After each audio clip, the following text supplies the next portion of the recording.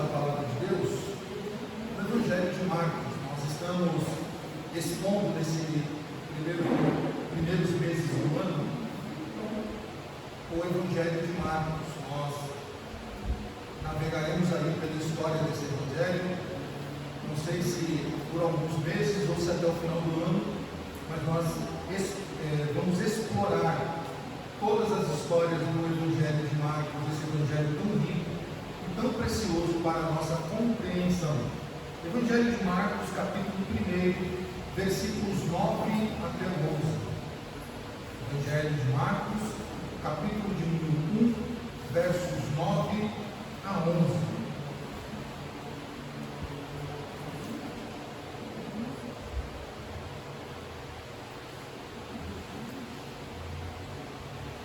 Então, a palavra do Senhor, recebamos com fé a palavra do nosso Deus, escrita pelo evangelista São Marcos, no capítulo 1, versos 9 a 11, diz assim: Naqueles dias veio Jesus de Nazaré, da Galiléia, e por João foi batizado no Rio Jordão. Logo ao sair da água, viu os céus rasgarem-se, e o Espírito descendo como pomba sobre ele. Então foi ouvida uma voz dos céus: Tu és o meu filho amado, em ti me comprazo.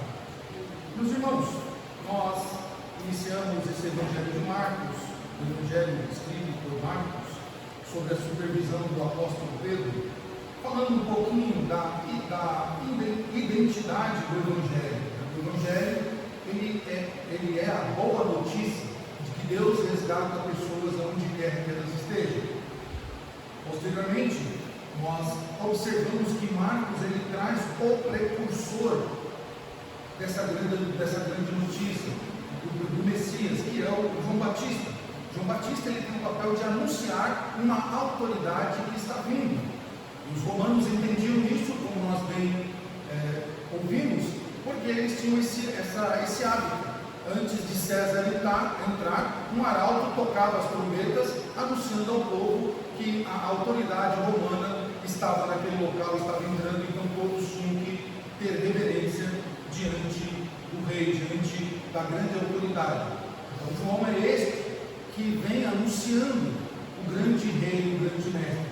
Para os cristãos, então, ao lerem Marcos e ao pregarem posteriormente, eles diziam: não é César a nossa autoridade foi dita, foi anunciada através das bocas de João o Batista, e nós então sabemos quem é a nossa autoridade.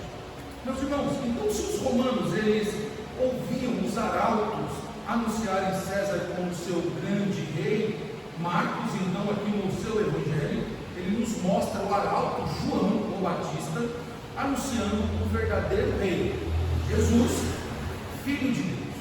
Isso deve ficar bem gravado na nossa cabeça. Jesus, o Filho de Deus, porque fala da sua identidade terrena e da sua identidade divina. Nós explicaremos isso já já. Jesus e João, é importante nós relatarmos isso. Jesus Cristo e João o Batista, eles se encontraram apenas uma única vez. Isso é muito interessante. Quando nós pegamos os 4 evangelhos, Mateus, Marcos, Lucas e João, nós vamos ver que, sincronizando os evangelhos na mesma história, João o Batista e Jesus de Nazaré eles se encontraram apenas uma vez, que foi justamente na ocasião do batismo. As demais oportunidades em que nós vemos trocas de falas entre Jesus e João, isso vai se dar por meio das redes sociais da época. Opa, pera lá, tinha rede social na época, Instagram, Facebook? Não tinha, claro. Mas como se dava isso? Os discípulos de Jesus iam até João, e os de João iam até Jesus, então levavam mensagens um ao outro. Isso fica muito claro quando nós olhamos para o verso 29 do mesmo capítulo. João ele vai dar aqui testemunho, não Marcos, João, perdão. Primeiro João, capítulo 1, o próprio João vai dar testemunho, não o Batista, mas o evangelista, de que o João Batista teve apenas um encontro Olha lá só o que diz, capítulo 1 de João, versos 29, ao 31. No dia seguinte, viu João a Jesus que vinha para ele e disse: Eis o Cordeiro de Deus que tira o pecado do mundo. É este a favor de quem eu disse: após mim vem um varão que tem a primazia, porque já existia antes de mim. E aí João vai dizer agora no 31: eu mesmo não o conhecia, mas a fim de que ele fosse manifesto a Israel, vim por isso batizando com água. Então João está dizendo que ele e Jesus não tinham um encontro, sabe? A maioria dos comentaristas concordam com isso. Então nós estamos diante de algo ímpar nos evangelhos. O primeiro encontro do precursor com aquele a quem João anunciava. A boa notícia e o precursor se encontram pela primeira vez aqui.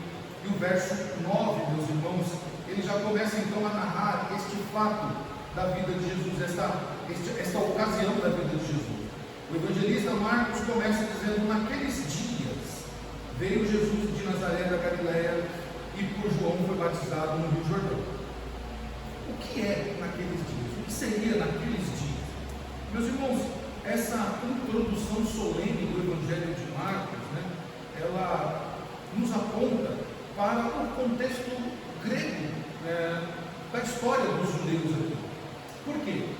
Porque mesmo nos documentos históricos já anunciavam o precursor. Nós vimos isso em Isaías, por exemplo. Isaías repete por algumas vezes que virá alguém anunciando o verdadeiro Messias, aquele que iria libertar o povo. Então, João começa dizendo que naqueles dias, ou seja, os dias iniciais do ministério de Jesus, os primeiros passos do ministério de Jesus. E então, João vai dizendo assim, o evangelista Marcos vai dizer que naqueles dias Jesus de Nazaré foi batizado por João. E a pergunta que nós fazemos nesses 11 versículos 9 a 11, é: por que Jesus precisava ser batizado? Nós sabemos duas coisas, uma referente ao texto e uma referente a nós. Nós sabemos que João, o Batista, ele batizava para arrependimento de pecados. O batismo de João era para arrependimento de pecados. Logo, Jesus não precisava desse batismo, porque Jesus nunca pecou. Sabemos também do nosso batismo, o batismo cristão. O batismo cristão, ele é uma introdução na fé. É um ato externo de algo interno que já aconteceu. Então, aqueles que se batizam, eles estão dizendo que querer fazer parte daquela comunidade de fé. Jesus também não precisa disso, porque ele é a essência do cristianismo. Então a pergunta é: por que Jesus precisava se batizar? É isso que nós falaremos um pouquinho. Mas antes da gente responder esta pergunta, que é uma pergunta que nos inquieta e que talvez agora mexeu mais com a sua atenção, talvez você não tinha se apercebido disso e agora você quer saber de todo jeito por que Jesus foi batizado. E se eu não sair daqui dessa noite respondendo isso, possivelmente você vai voltar chateado porque você não ouviu essa resposta. Então nós responderemos daqui a pouco. Mas antes disso, meus irmãos, é importante falar um pouquinho desse primeiro verso, que apontam duas coisas interessantes, três coisas interessantes. Primeiro, naqueles dias, os primeiros dias do ministério de Jesus, ou naquela época, se fala do tempo inicial, mas fala também de Jesus de Nazaré da Galileia. Olha que interessante, Jesus de Nazaré da Galileia. Bom, primeiro precisamos entender que já estava profetizado que o Messias viria dessa região da Galileia. E a Galileia, meus irmãos, era uma região em que se não esperava boa coisa de quem viesse de lá. Não se esperava muito. Por quê? Nós aprendemos no ano passado, inteirinho, vocês estão bem conhecedores, são bem conhecedores disso, quando Roboão sobe ao trono, o reino de Israel é dividido em duas nações, a nação do norte e a nação do sul. A nação do norte constituída por 10 tribos, e a do sul por 2. Galileia está situada na região norte de Israel, ou seja, daquelas tribos que foram cativas depois, posteriormente, pela Assíria. Então a Galileia, ela constituiu durante todo esse tempo de cativeiro, costumes dos gentios. Ela agregou a si até mesmo um modo de falar dos gentios. É por isso que tem uma expressão na Bíblia dizendo Galileia dos gentios, porque ela foi tomada pela cultura, pelos costumes e pelas questões religiosas dos inimigos que a cativaram por tanto tempo. Então, essa origem de Jesus já é um choque para os judeus, que recebem um Messias, que estão esperando um Messias de que jeito? Um Messias que suba ao trono, que seja imponente, que possa bater de frente com César. César é alguém imponente, César é alguém austero, César é alguém marcante, tanto no seu posicionamento, quanto na sua fala, a sua oratória. Diz os historiadores que a oratória de César era muito boa, que a sua fala fazia com que o ouvinte já tremesse de medo, tamanha a sagacidade das suas palavras. Então o que o judeu está esperando? Um Messias que bata de frente com César. Não dá para vir um Messias de uma cidade insignificante, né, que não tenha uma oratória tão boa, que não tenha uma imponência como César. Por isso, quando Jesus vem de Nazaré, da região da Galileia, os judeus ficam incrédulos, dizendo assim: não pode vir coisa boa de Nazaré. Da Galileia não. O nosso rei, ele vai vir segundo o trono de Davi, ele vai vir sobre as características de Davi. Davi sim era um rei imponente, Davi sim era um rei em que as suas palavras faziam o inimigo tremer. Lembra Davi ainda novinho, ainda quase Heitor, como que era o Davi? O gigante lá amedrontando aqueles homens, e Davi diz o quê? Olha, eu vou a você vem a mim com paus e pedras, eu vou a ti em nome de Jesus, em nome do Senhor, em nome do Senhor dos Exércitos, o Deus de Israel. E o gigante ficou: quem é esse menino que vem me afrontar? Tirou, desestabilizou. Na nossa modernidade a gente já fala assim: sentiu. O gigante sentiu as palavras de Davi. E Davi sempre foi assim com os seus inimigos, eles temiam a Davi. Davi era um rei da qual o povo se orgulhava de ter. Davi era alguém que os judeus queriam que governasse para sempre. Mas Jesus de Nazaré não. Ele não pode ser o nosso rei. De Nazaré não vem coisa boa. Na Galileia, daquela região que foi tomada pelos gentios, não. Então, meus irmãos, o ministério de Jesus já começa com a sua origem chocando aqueles homens. Ele não veio de uma região central do judaísmo, que é a Judéia. E ainda, ele não veio de uma cidade que tinha por costume as questões religiosas, ou estava no centro do templo, ali próximo ao templo. Jesus veio de uma cidade distante, de um povoado em que já sofria uma discriminação histórica. Então, vendo isso, não se cogita um Messias dessa região. Tá? Ele veio de um povoado afastado, e de Nazaré, meus irmãos, não se esperava ajuda alguma. Tá? Notem que o evangelista João, no capítulo 7, no verso 52, o evangelista João, ele diz isso: examinas e verás que da Galileia não se levanta profeta. Olha que coisa interessante, a incredulidade daqueles homens ao ver o ministério de Jesus. Está dizendo: Jesus de Nazaré, da Galileia, profeta? De jeito nenhum. Porque olha aí os históricos, consultem os livros e verás que da Galileia não se levanta profeta. E eles continuam: em segundo lugar, sem um indício sequer de um título importante, falava-se simplesmente de Jesus. Ou seja, ele, além de vir de uma região insignificante, onde historicamente não se levanta profetas, esse Jesus, ele não tem nenhum título importante. Naquela época, meus irmãos, ainda para agravar a situação, né, naquela época, isso é narrado por historiadores como Flávio Joséfo.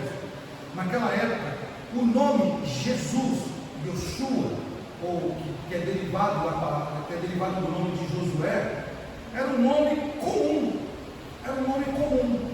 Tá? Os chegam a contar que o nome Jesus era há dúzias que tinha-se em Israel. Era um nome muito comum. Por quê? Porque, a derivação do nome dele, Josué era alguém muito respeitado pelos judeus, porque foi o grande capitão de guerra, o capitão de Moisés, que comandou os israelitas das guerras. Era alguém respeitado, então era derivado, mais ou menos como acontece em muitos lugares, né? Se um personagem famoso aparece e ele tem uma grande atividade ou uma grande conquista, naquele ano todas as crianças que nascem com aquele nome, né? Haja vista, nós temos ali um monte de Neymar, um monte de Messi, um monte de Cristiano Ronaldo espalhado por ali, tá? Porque ficou famoso, as mães vão lá e colocam o nome da criança da qual aquele personagem. Então isso acaba ficando comum, tá? Comum. Então havia-se muitos Jesuses naquele tempo. Não existe a palavra Jesus, tá? Só para amplificar o plural aí. Então, meus irmãos, a pergunta que nós devemos fazer aqui é: diante desse cenário que Jesus conhecia, de que havia uma incredulidade, havia uma restrição quanto ao seu ministério por parte do povo, por ele vir de uma região que historicamente não se levantava profeta, de que ninguém esperava ajuda alguma, por ser uma região tomada pelos gentios. O nome dele era comum, popular. A pergunta é: Jesus foi surpreendido ou ficou surpreso por Deus o Pai escolhê-lo como um Messias prometido? Como alguns dizem? Não, de modo algum. Jesus não chegou vazio no Jordão para ser batizado no Jordão. Também não. Jesus ele tinha convicção do seu chamado. E aqui, uma lição inicial para nós, para mim e para você. Não importa o que dizem acerca de nós. Não importa se olham e dizem assim: de Dionísio pode sair alguma coisa boa. De Dionísio historicamente não se levanta ninguém famoso. De Dionísio não tem ninguém que desbrava as fronteiras. Não importa o que os outros dizem. Importa é o que Deus está fazendo na nossa vida. Importa é o trabalhar de Deus na nossa vida. E depois eles ficarão surpresos do trabalhar de Deus, porque hoje, passado mais de 2.000 anos, todo o mundo, toda a história sabe que foi de Nazaré, da região da Galileia, que nasceu o Salvador, o profeta dos profetas, o rei dos reis, o sacerdote dos sacerdotes, o próprio Deus veio de Nazaré. Então, a primeira lição que nós podemos aprender é isso: não importa o que dizem de nós, importa o que Deus está fazendo na minha e na sua vida. Bom, então voltando ao texto aqui, meus irmãos, Marcos nos mostra aqui dois sinais, ou mostra alguns sinais, melhor dizendo, que confirmam a messianidade de Jesus, tá? A messianidade de Jesus. Primeiro, nós vemos dois pontos interessantes no versículo 1 e no versículo 7, né? Marcos nos mostra que Jesus ele foi chamado por Deus para ser o Messias, tá? Isso foi decreto divino. Jesus, o próprio Deus encarnado, ele era o Messias de fato, narrado pelo apóstolo, pelo evangelista Marcos e pelos demais escritores. Já no versículo 1 do texto que nós lemos aqui de Marcos, o nome Jesus foi moldado numa unidade com o título Cristo. Vejam só, Marcos começa dizendo: Evangelho, princípio do Evangelho de Jesus, nome humano, falando da humanidade de Jesus, né? Princípio do Evangelho de Jesus, o homem, mas ele coloca ainda um atributo, Cristo, falando do seu título, ele foi ungido por Deus. E agora Marcos fala da sua natureza, filho de Deus. Então nesse primeiro versículo nós temos a prova da divindade, da humanidade de Cristo, Jesus, o nome humano dele, o seu título, Cristo, ele foi ungido por Deus, e a sua natureza é divina, ele é filho de Deus. Logo no começo Marcos nos mostra isso, mas também ainda um segundo sinal, e esse segundo sinal é dado com a apresentação daquele que batiza com o Espírito Santo, que foi prometido. Então, quem é que vai trazer a bênção sobre a igreja, o preenchimento espiritual sobre a igreja? Cristo, o ungido de Deus. Aquele que foi ungido por Deus, agora ele vai também ungir a igreja. ele veio porque era ele quem precisava batizar a sua igreja com o Espírito Santo. E nós vimos isso, que foi expresso isso na vida da igreja por todos os tempos. Bom, mas a questão então que nos mexe com a nossa cabeça é: por que Jesus precisava ser batizado se ele não tinha pecado? E se ele não precisava ser inserido na fé cristã, porque ele é a própria essência do cristianismo? Bom, pelo menos 4 coisinhas aqui interessantes servem de resposta para nós. A primeira, meus irmãos, Jesus foi batizado porque era necessário que houvesse a manifestação no seu batismo aqui. O batismo de Jesus veio para revelar, veio para mostrar aos que estavam lá no Jordão, aquela multidão que estava no Jordão, o próprio João Batista, e também posteriormente a todos que saberiam dessa história, tá? Aqueles que foram enviados por Deus para pregar o Evangelho, como nós vimos Pedro testemunhar isso no capítulo 10 de Atos, todos aqueles que presenciaram e aqueles que posteriormente iriam saber, Jesus então se batiza para que todos saibam que ele é o Filho de Deus. A manifestação precisava acontecer ali. Te convido para olhar a página das Escrituras e irmos até 1 Pedro.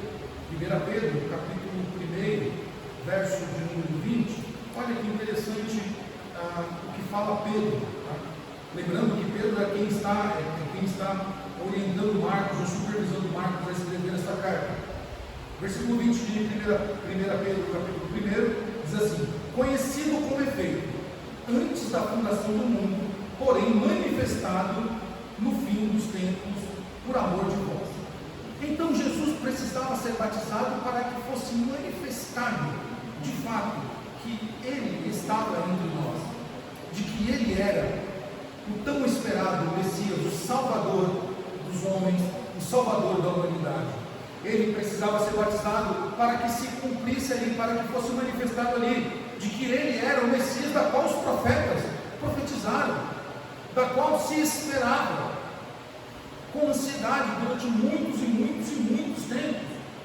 Então a primeira resposta é essa: era necessária a manifestação do Filho de Deus de forma evidente e pública, e isso foi feito no batismo de João o Batista. Mas uma segunda evidência no batismo de Jesus nos ajuda a responder essa resposta: por que Jesus precisava ser batizado? Segunda ideia aqui, ou segunda verdade, é que ele precisava ser batizado por causa da identificação. No batismo de Jesus, meus irmãos, houve uma identificação do Senhor para com aqueles que ele viria a morrer, para com todos os eleitos, para com toda a raça humana, da qual Cristo salvaria, mesmo ele não tendo pecado. A Bíblia afirma isso categoricamente. Mesmo ele sendo Deus santo, puro, imaculado, ele tomou a aparência, a atitude de um pecador. Ele se fez homem, ele se fez um de nós, ele passou pelo processo humano, ele pagou a dívida do ser humano. Então o batismo de Jesus é para que ele se identificasse conosco, para que ele recebesse sobre si, meus irmãos, todo o nosso pecado. O batismo de João, nós bem falamos, era para arrependimento, sim, e era comum esse tipo de batismo, mas Jesus, sendo puro e santo, ele não precisava, e ele se identifica conosco e submete a um batismo de arrependimento de pecadores. Ele submete a um batismo que era somente para pecadores, para identificação. Naquele momento ele está levando ali o meu pecado e o seu pecado, porque ele se identifica conosco, os irmãos. Jesus, respondendo ou também desmontando aqui algumas seitas que afirmam de que Jesus se tornou filho de Deus ali no batismo, quando ele recebeu as águas, ou foi batizado nas águas. Nós não defendemos isso, que Jesus se tornou filho de Deus quando ele foi batizado, porque ele sempre foi filho de Deus no primeiro. Pedro acabou de nos falar isso. Aquele que nós não conhecíamos, da qual ele já existia. Ele se manifestou entre nós. Então ele não se tornou ali o Filho de Deus, ele sempre foi. Jesus, meus irmãos, é Ele quem concede o Espírito Santo para com aqueles com que ele se identifica. E esta declaração de Deus Pai ali na hora do batismo é muito importante, quando o próprio Deus Pai atesta quem é Jesus, quem é este Jesus. Quando ele se submete ao batismo humano, meus irmãos, ele se associa com pecadores, ele se identifica comigo e com você, ele mostra para nós o propósito de trazer a salvação conforme os profetas narravam. E Isaías é um profeta que faz isso muitas vezes, mais especificamente no capítulo 53, um capítulo bem conhecido por todos nós. Isaías declara que isso deveria acontecer. Verso 12 do capítulo 53, Isaías diz: por isso eu lhe darei muitos com a sua parte, e com os poderosos repartirá ele o despojo, porquanto derramou a sua alma na morte, foi contado com os transgressores, contudo levou sobre si o pecado de muitos, e pelos transgressores intercedeu. Veja, Cristo se identificou conosco.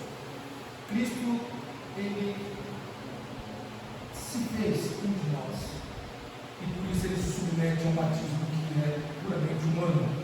João Crisóstomo, um dos pais da igreja, falando sobre o batismo de Jesus, ele fala que o batismo de Jesus, Jesus não se batiza para que os seus pecados sejam arrependidos, como alguns defendiam na época, mas ele diz, falando aqui, ou parafraseando Jesus: eu quis, com o seu batismo, que todo o velho Adão submergisse nas águas da regeneração.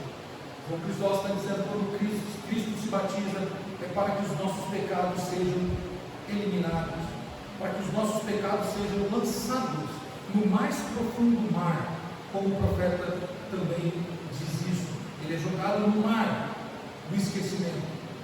Por isso que nós não somos lembrados desse pecado. Meus irmãos, Jesus se batiza por causa da identificação comigo e com você. Mas ainda há uma terceira verdade no batismo de Jesus, um terceiro indício do porquê ele se batizou. Ele se batizou também porque ali estava se iniciando o seu ministério público. Notem que antes do batismo, qualquer evangelho que você lê, antes do batismo não tem nenhuma ação de Jesus. Há alguns evangelhos chamados de apócrifos, tá? Como por exemplo o evangelho de Jesus, me fugiu agora o nome do autor, mas ele narra a infância de Jesus, ele conta algumas coisas que são bem estranhas, falando que Jesus curou um passarinho, de que Jesus fazia algumas traquinagens com os seus milagres, quando alguns dos meninos irritavam Jesus fazia alguma coisa para eles tropeçarem, tá? Mas isso é tudo questão apócrifa, mística, que não tem nenhuma sustentação escriturística, não há relação com esses evangelhos apócrifos com a palavra de Deus, tá? Então nós ignoramos isso, porque a Bíblia não narra nada do que aconteceu antes do batismo de Jesus, não narra. Ela narra algumas coisinhas lá atrás sobre a sua adolescência, quando Jesus está com seus pais e ele vai pregar no templo, mas há uma lacuna entre o período de infância de Jesus e o seu período de adolescência e juventude, tá? A Bíblia se calou, e onde a Bíblia se cala, nós nos calamos juntos. Mas aqui, Jesus se batiza porque ali é o início do seu ministério público. O batismo de Jesus, meus irmãos, marca o início do seu ministério. E após o batismo, nós vamos ver que o Espírito Santo desce sobre ele em forma de uma pomba e uma voz do céu declara. É isso que diz os versos 10 em diante, olha lá. Logo ao sair da água, viu os céus rasgarem-se e o Espírito Santo descendo como uma pomba sobre ele. E o verso de 11 diz: então foi ouvida uma voz dos céus: tu és o meu filho amado, em ti me comprazo.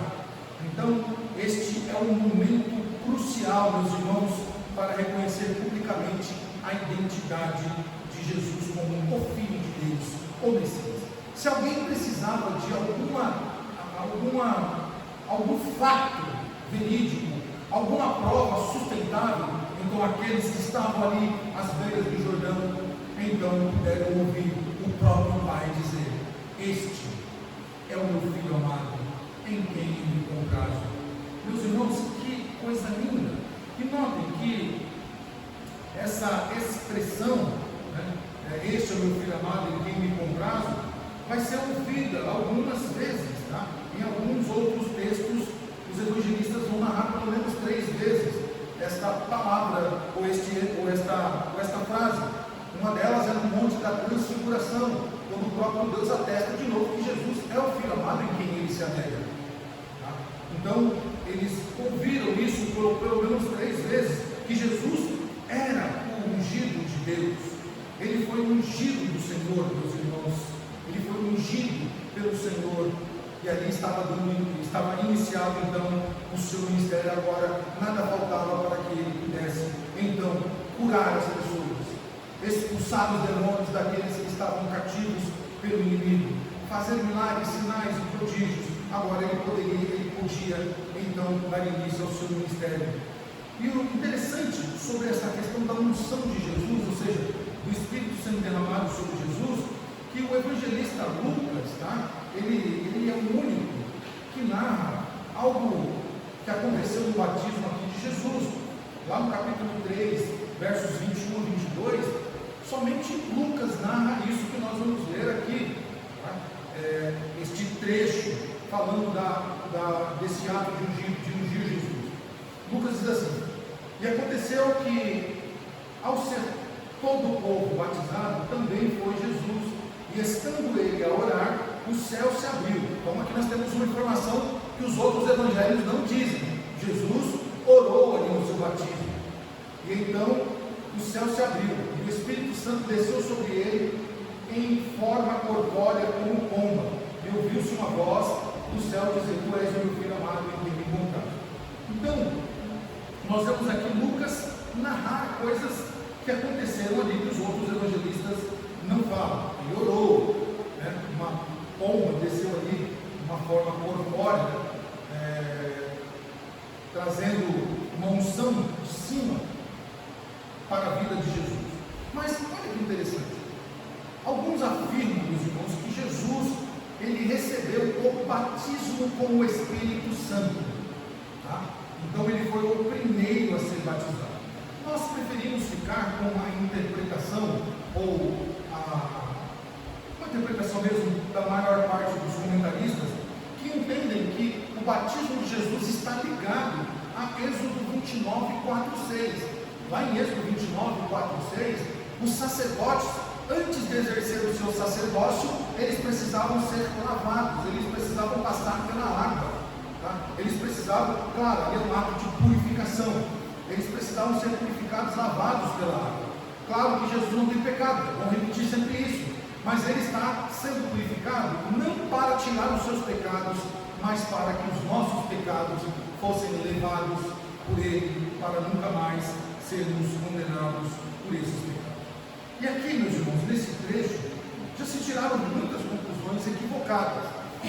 A primeira é de que Jesus foi batizado por imersão, porque o texto diz que Jesus sai da água. Então alguém diz assim: se ele saiu da água é porque ele entrou na água, então pressupõe imersão. Não pressupõe imersão.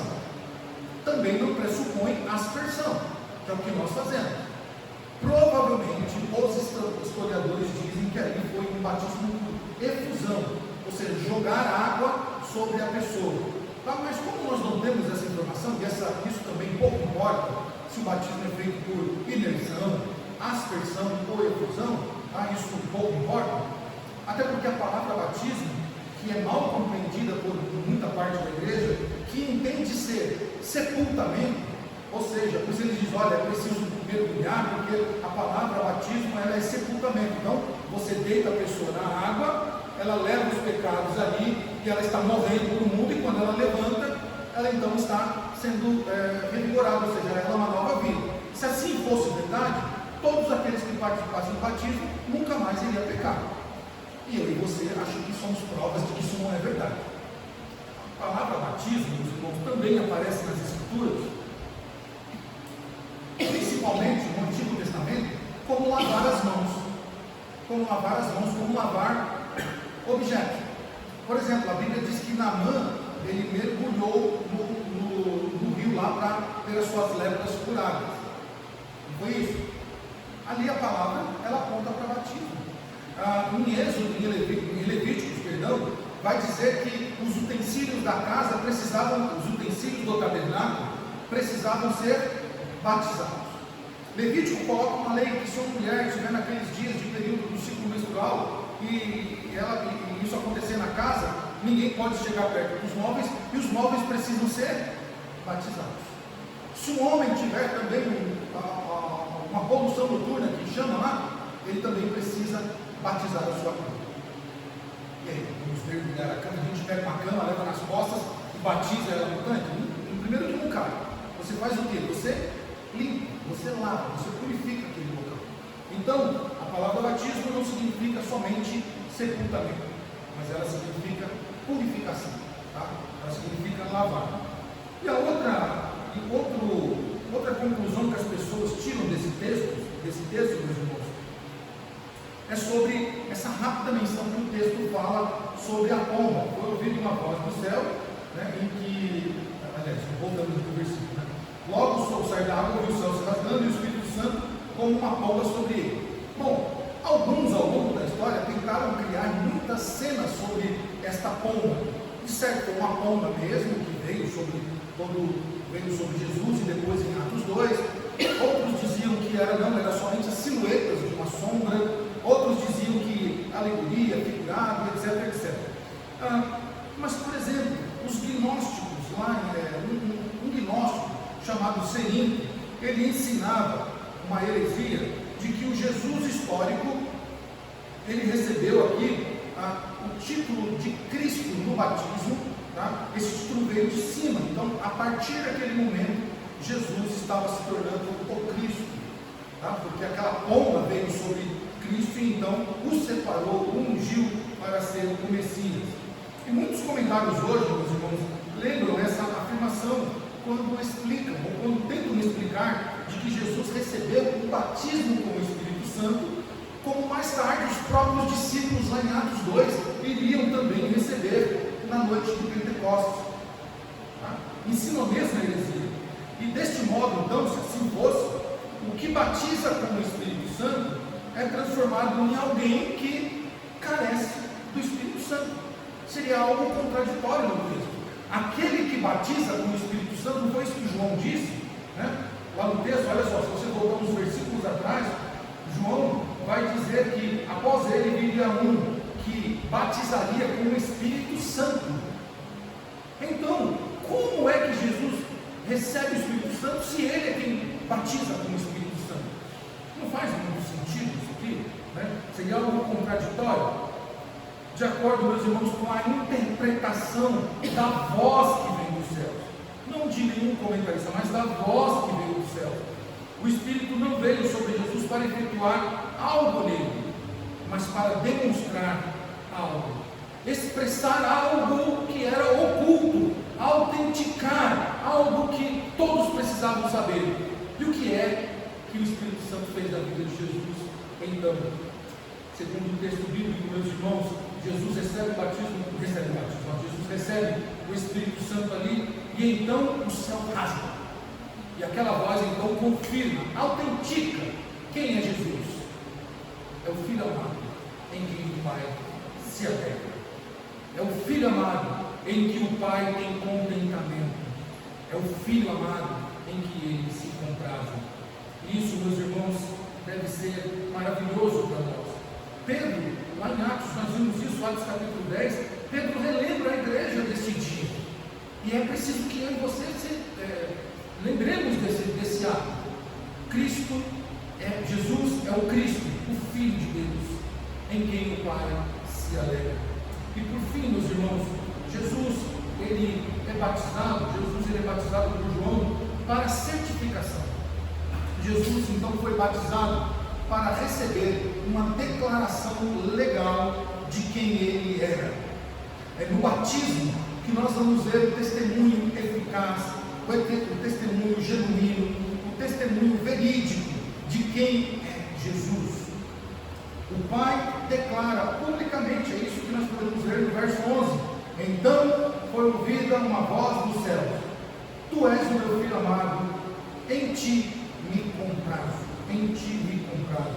O Pai declara publicamente que Jesus, o homem de Nazaré, da Galileia, da qual ninguém dava nada, da qual ninguém esperava nada, da qual se diziam que era um homem comum, não é ele, filho de José, não é sua mãe Maria, e não são os seus irmãos, não estão aqui os seus irmãos?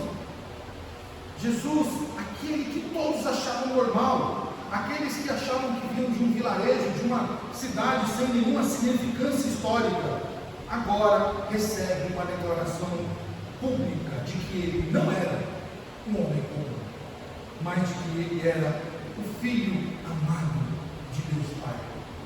Glória seja dada ao nome do Senhor. Essa voz rasga os céus, e o verbo aqui para rasgar os céus, meus irmãos, é o mesmo que é usado lá na cruz, quando os céus rasgam, o véu do templo é rasgado de alto a baixo, para dizer, houve um rasgar, houve uma abertura, e nessa abertura o Pai então testifica, o Pai certifica de quem era Jesus. E essa certificação, meus irmãos, ela acontece no batismo, ela acontece na transfiguração, nós vamos ver isso no capítulo 9 de Marcos, e ela acontece no pátio do templo durante a Santa Semana, lá em João capítulo 12, nós vamos ver isso, as 3 vezes em que o Pai certifica de que Jesus, o homem de Nazaré, da Galileia, não é um homem comum, mas ele é o Filho amado em quem o Senhor se alegra. Essa voz, meus irmãos, vinda dos céus, atesta na presença do precursor, daquele que estava anunciando que após ele viria um que não batizaria com água, mas batizaria com o Espírito Santo com fogo. O precursor está ouvindo, e eu imagino a alegria de João o Batista ao ouvir essa certificação de que quem estava diante dele não era o seu primo, não era o seu primo, não era também o homem de Nazaré comum, mas era o próprio Filho de Deus. E ali Jesus então inaugura o seu ministério público. O batismo foi um evento, meus irmãos, ou foi um evento importante na vida do nosso Senhor. E o batismo de Jesus, dentro dessas 4 evidências, por que ele foi batizado? Ele foi batizado então, meus irmãos, só recapitulando, para manifestar-se entre os homens, para dizer, aquele que foi esperado está entre nós. Segundo, ele foi batizado para se identificar comigo, com você, para levar sobre si os nossos pecados.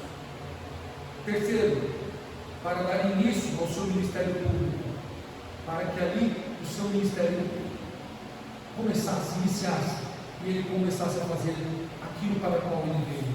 E ele foi separado por Deus, ungido por Deus Pai, com testemunho, com confirmação, com a certificação de que ele era o Filho amado do Senhor Deus Pai Todo-Poderoso. Então, meus irmãos, diante disso, eu e você podemos ver 2 coisas importantes neste texto de Marcos 9 a 11. Primeiro, nós estamos vendo aqui aquilo que João viu com seus olhos, aquilo que a multidão, porque Lucas diz que depois que todos foram batizados, depois que todos foram batizados, Jesus foi. Então tinha uma multidão ali.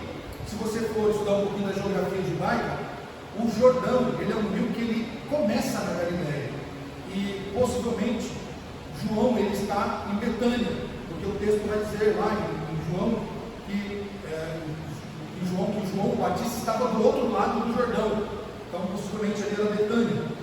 E aqui, o que é que João o Batista, ele a multidão vê, e nós podemos observar através do texto agora? A cerimônia de coroação do Filho de Deus. O que estava acontecendo não era mais um batismo comum, não era um batismo como muitos batismos aconteciam ali dia e noite, mas era uma cerimônia de coroação do verdadeiro Rei e do verdadeiro Senhor. Ali também, meus irmãos, estava se constatando, estava se ali autenticando Estava sendo dada nessa cerimônia de coroação a autoridade para Jesus ser o rei desse ano. O rei estava sendo coroado e estava recebendo toda a autoridade. Lembra que Jesus disse, né? Toda a autoridade me foi dada nos céus e na terra. Ele recebeu toda a autoridade porque ele era o verdadeiro rei. Então lembre-se lá no versículo, quero repetir essa frase, que é a primeira coisa que Marcos nos ensina. Não importa o que as pessoas dizem ao seu respeito. O que importa é a obra que Deus está fazendo na sua vida. Ah, mas eu não estou enxergando nada. Meu irmão, a obra de Deus começou na sua vida quando Cristo te resgatou do pecado. Quando Cristo te tirou das lamas do pecado. Quando Cristo te chamou e disse, vem, segue-me. E você está aqui, servindo esse Senhor. Ali começou a grande obra de Jesus na sua vida. Uma boa notícia para você. Não é a boa notícia do Evangelho, ela você carrega, mas é uma boa notícia nessa noite. Deus está trabalhando na sua vida. Deus está trabalhando na nossa vida. Talvez você não esteja vendo. Talvez as dores da vida, talvez as lutas constantes, talvez as más notícias estejam fazendo eu e você não enxergar. Mas Deus está trabalhando na nossa vida. Glória seja dada ao nome do Senhor. E por isso, meus irmãos, nós podemos confiar que aquele homem vindo de Nazaré, da Galileia dos gentios, que ele levou sobre si os nossos pecados, ele carregou os nossos pecados sobre ele levou uma cruz que era minha e sua, de que ele nos purifica, como nos purificou, não só no batismo, como também na sua morte. E por isso eu e você podemos confiar, podemos acreditar de fato, e podemos retornar para as nossas casas felizes, porque Deus, o Senhor Jesus, o nosso Deus, Ele está trabalhando na nossa vida. O que Jesus faz depois do seu batismo? Trabalhar. Qual é o que nós falamos no primeiro capítulo de Marcos? Marcos mostra um homem em ação. Jesus está sempre em ação, sempre agindo. Quando Jesus é batizado, ele começa a agir. Agir como? Transformando a nossa vida, moldando o nosso caráter, transformando o nosso coração e nos fazendo todo dia ser parecido mais com Jesus, para que em algum momento da sua vida, meu irmão e minha irmã, você possa ouvir no seu coração: esta é o meu filho, é a minha filha amada, em quem